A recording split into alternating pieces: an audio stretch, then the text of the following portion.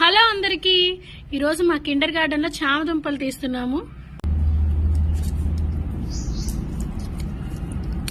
మా అత్తగారు ఒక్కొక్క దుంప రెండు దుంపలు తీసేస్తున్నారు.